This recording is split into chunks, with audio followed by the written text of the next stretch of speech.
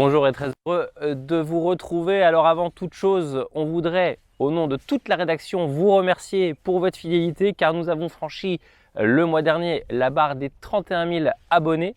Un grand merci à vous tous. Et pour ceux qui ne le seraient pas encore, n'hésitez pas à le faire. C'est gratuit et vous ne raterez rien de toutes nos vidéos. Nous avons mis cap ce mois-ci en Charente-Maritime, comme vous pouvez le voir derrière moi, avec ces carrelets qui sont symptomatiques sur ce périple, puisqu'on a décidé de redescendre vers le sud, vers l'estuaire de la Gironde. Mais avant de vous montrer des images touristiques, on va procéder à une petite interrogation écrite. Nous n'étions pas très loin, nous étions vers Niort, nous avons récupéré un véhicule à Benay. Nous vous laissons le temps du générique pour découvrir de quelle marque il s'agit.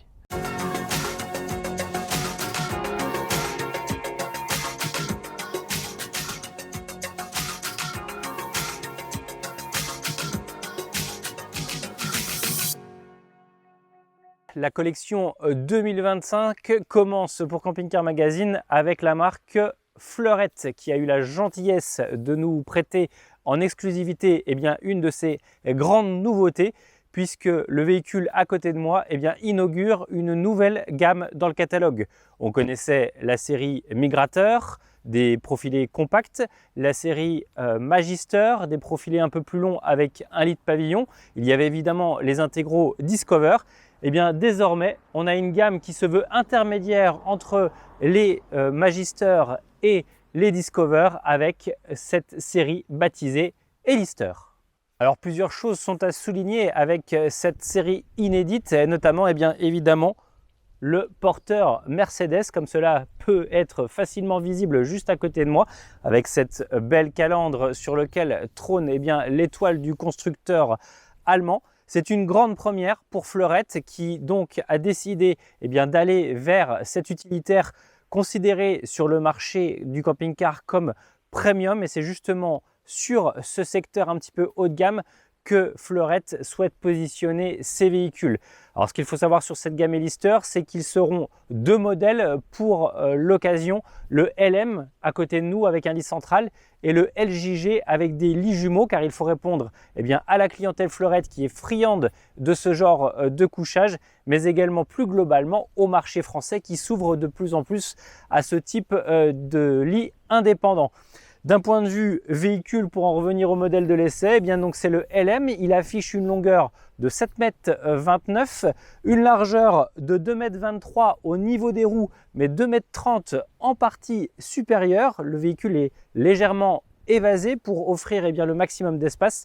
Et puis d'un point de vue hauteur, on est à 2,92 m, là aussi pour offrir le maximum d'espace à l'intérieur, mais nous y reviendrons un tout petit peu plus tard.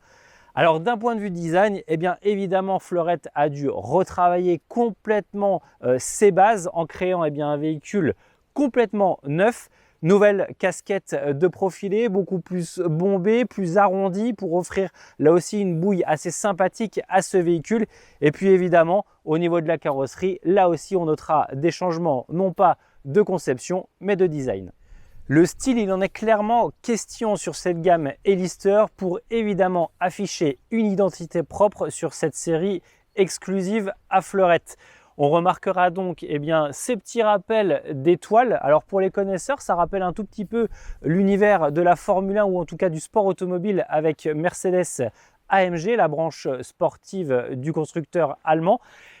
C'est plutôt élégant et pas trop marqué, ça reste relativement sobre comme l'ensemble du véhicule, et cette sobriété justement apporte un caractère un peu premium à notre sens.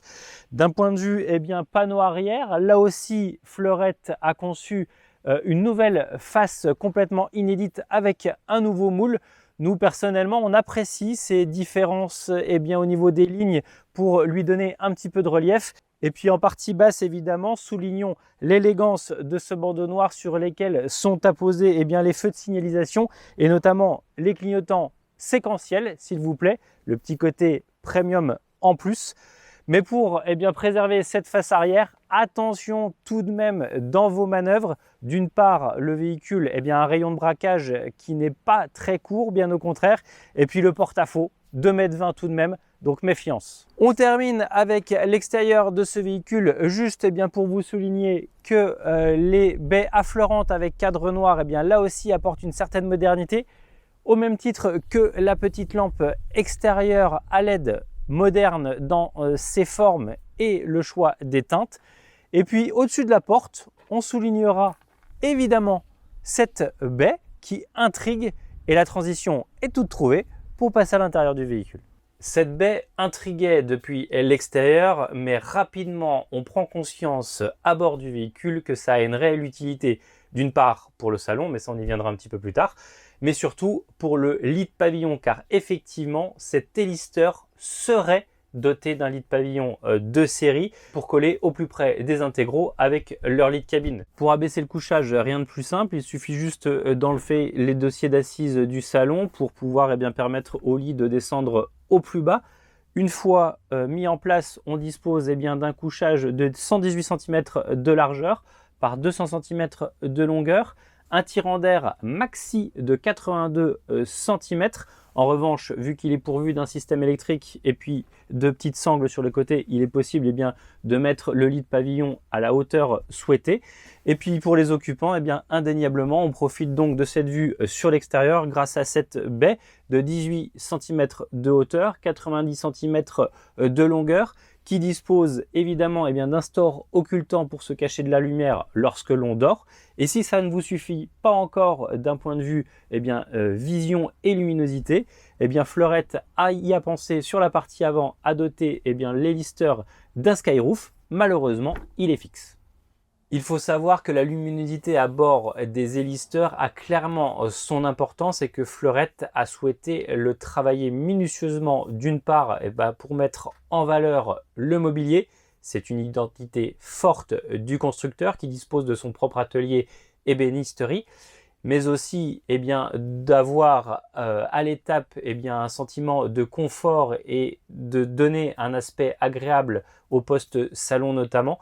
Alors ça se manifeste, on l'a dit, par cette baie en partie supérieure qui est plutôt originale, mais aussi par celle présente dans la porte cellule, celle derrière moi aussi qui est petite mais qui permet une ouverture sur l'extérieur, au skyroof, et puis aussi aux lumières directes et indirectes qui offrent un caractère cosy à cet ensemble.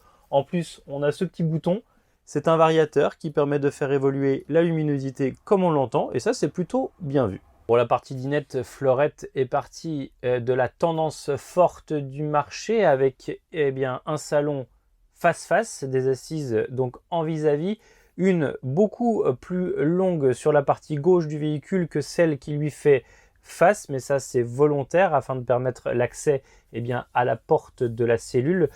On profite aussi des sièges pivotants du porteur qui se manipulent plutôt facilement.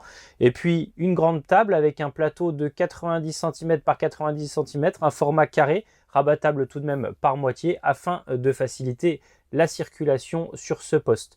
On déplorera juste que cette table ne soit pas un tout petit peu plus haute car il n'est pas toujours facile de se glisser sur les banquettes latérales avec une faible hauteur entre le plateau et l'assise. Sur route, ce qu'il est intéressant également de souligner, c'est que ce véhicule est homologué pour 4 personnes. Alors évidemment, on a le conducteur et le passager.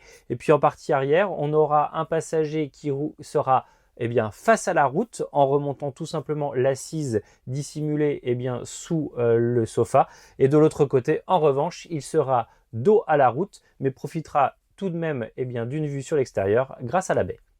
Au niveau de la partie cuisine, là, pas de grande surprise non plus. Fleurette aime disposer d'un bloc profond. Ça se voit sur l'ensemble des véhicules de son catalogue. Une fois encore, on a un meuble de 78 cm de profondeur qui a pour incidence de disposer de grands rangements en partie basse avec des tiroirs ainsi qu'un rack coulissant pour bouteilles. En partie haute, on a un placard de pavillon. Malheureusement, et ça c'est propre à l'ensemble des placards de pavillon, pour ouvrir et pour fermer, c'est sur un bouton sur la droite. Et ça c'est un petit peu gênant car on a toujours tendance à venir un petit peu au centre. Il faut souligner que d'un point de vue équipement, on a une hotte aspirante et ça c'est de série, un réchaud de feu avec allumage piézoélectrique, un évier inox de format carré de 17 cm de profondeur et pour compléter un frigo à compression de 150 litres avec 17 litres de freezer intégré et en partie supérieure un four mais qui à notre sens est en option.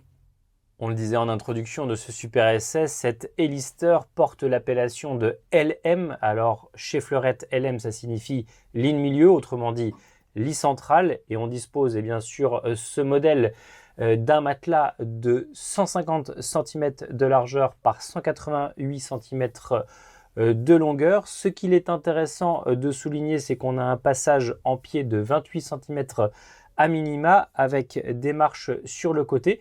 Alors ces marches, elles ont évidemment une importance puisque le sommier est réglable en hauteur électriquement. Alors on peut jouer sur une amplitude de 20 cm au profit évidemment de la soute garage qui est à 96 cm de hauteur en temps normal mais qui peut passer à 116 cm si on a besoin d'y intégrer des éléments volumineux comme des vélos par exemple. Et donc les marches ont leur importance pour accéder plus facilement au lit. Passons désormais au poste sanitaire. Fleurette a là aussi voulu coller à la tendance du marché avec deux postes complètement indépendants. D'un côté, la douche, plutôt flatteuse dans son esprit avec ses aplats noirs du plus bel effet. D'un point de vue confort, le receveur est suffisamment spacieux pour une personne malgré la présence du passage de roue en pied qui a été plutôt optimisé sur ce véhicule-là. Face à cette douche, le cabinet de toilette avec WC, lavabo, une armoire à pharmacie et un grand miroir. Là aussi, le traitement est plutôt soigné et flatteur. En revanche, le cabinet de toilette ne brille pas par ses dimensions. Il ne sera pas possible non plus sur ce véhicule de rendre cette partie salle d'eau complètement transversale car vous avez vu qu'il n'y a pas de cloison. Au niveau de l'autonomie, ce véhicule embarque 120 litres d'eau propre et 110 litres d'eau usée et que le chauffage chauffe-eau est confié sur le modèle de l'essai à un Truma Combi 6 EH. Reste à savoir si cet élément sera de série. Lorsque l'on a pris le véhicule en main, Fleurette a tenu à souligner le travail apporté sur la liaison entre l'utilitaire et la partie cellule avec des éléments thermoformés spécifiquement développés pour cette gamme Elister afin d'apporter de l'élégance et de la discrétion donc entre le porteur et l'habitacle. C'est plutôt réussi, effectivement, l'ensemble est cohérent et on bascule sur le Mercedes sans aucun problème d'un point de vue visuel. Pour parler particulièrement du Mercedes Sprinter, là aussi pas de grande surprise, c'est quelque chose de connu maintenant à travers les différents essais qu'on a pu faire. Sur cette gamme Elister, en revanche, on ne connaît pas la dotation qui équipera les profilés en standard. On peut juste dire que sur le modèle de l'essai, on disposait de la boîte 9G Tronic et qu'on a relevé d'ailleurs une consommation moyenne de 10 litres 4 au 100 km sur un périple de presque 700 km. Qu'on avait également le combiné multimédia avec le système de navigation intégré et le coupage au téléphone Apple Play et Android Auto. Petit plus en revanche qu'il est intéressant de noter, c'est la présence sur le tableau de bord d'un problème de portière. Alors il ne s'agit pas ni de la porte cellule ni des portes avant qui sont parfaitement fermées, mais en revanche des tiroirs de la cuisine que l'on a oublié de verrouiller et c'est indiqué directement sur le tableau de bord. Ça c'est plutôt bien vu. Il va être très compliqué de parler du budget de ce véhicule puisque au moment où nous tournons cette vidéo, Fleurette ne nous a pas encore communiqué de tarif définitif. En revanche, on sait que ce véhicule LM sera aux environs de 110 000 €, un prix comprenant la motorisation standard 2 litres de 150 chevaux du Mercedes Sprinter. Après, en revanche, ce prix ne comprend pas la boîte auto. Elle rentrera au catalogue des options à un tarif encore inconnu. Et bien voilà, ce Super S7 touche à sa fin et nous espérons que vous avez apprécié ce petit fil rouge puisque nous avons commencé au bord d'un carlet sur la côte atlantique pour finir à côté d'un carlet, mais cette fois-ci sur les bords de la Gironde. Un périple qui nous a permis évidemment de tester ce véhicule. Alors nous espérons là aussi que vous avez apprécié d'une part les images touristiques qu'on vous fournit, mais surtout d'avoir pu découvrir vous aussi en exclusivité ce fleurette de cette nouvelle gamme Elister. N'hésitez pas à nous rejoindre sur les réseaux sociaux ainsi que sur notre site internet www.camping-car.com pour ne rien rater de l'actualité des véhicules de loisirs. Une fois encore, la rédaction et moi-même vous remercions pour la confiance et la fidélité. Et n'oubliez pas de vous abonner à notre chaîne YouTube si ce n'est pas déjà fait. À très bientôt.